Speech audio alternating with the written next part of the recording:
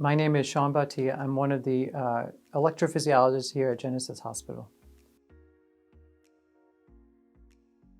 Atrial fibrillation is an irregular heart condition. It's the most common irregular heart condition that occurs in adult patients.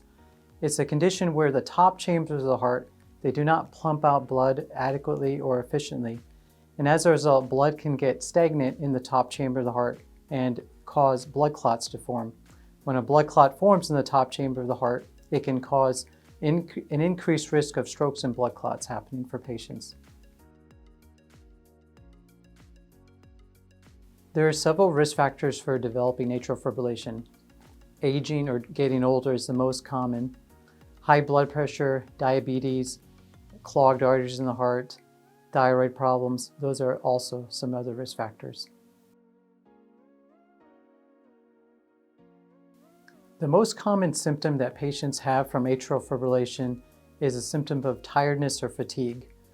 Some patients can also develop shortness of breath, particularly shortness of breath with activity and exertion. Some patients may experience a vague chest discomfort. Some people may experience dizziness or lightheadedness. A lot of patients will experience palpitations or a feeling that the heart is racing, pounding, or beating fast.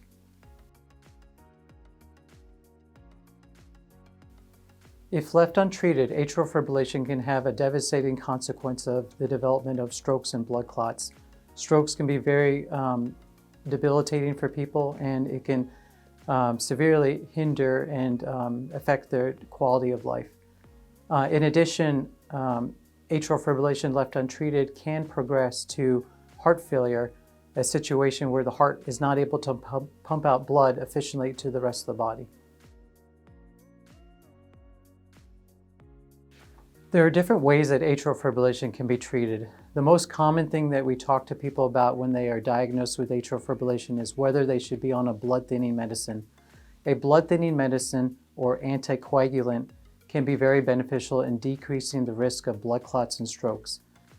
There are other things that can be done for atrial fibrillation. There are certain medicines that are meant to try to help control a patient's heart rate when they go into atrial fibrillation. There are other medicines that can be used that are meant to try to keep atrial fibrillation away. Those are called antiarrhythmic medications. There are procedure options that are available for atrial fibrillation as well.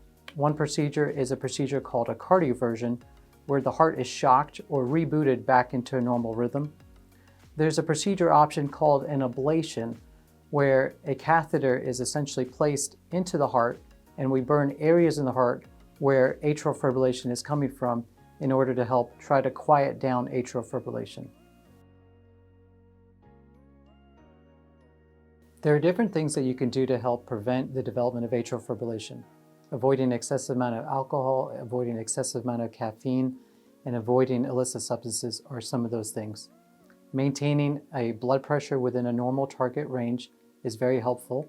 Exercising in a moderate amount is very helpful and beneficial as well. Maintaining a stable weight can also be very beneficial.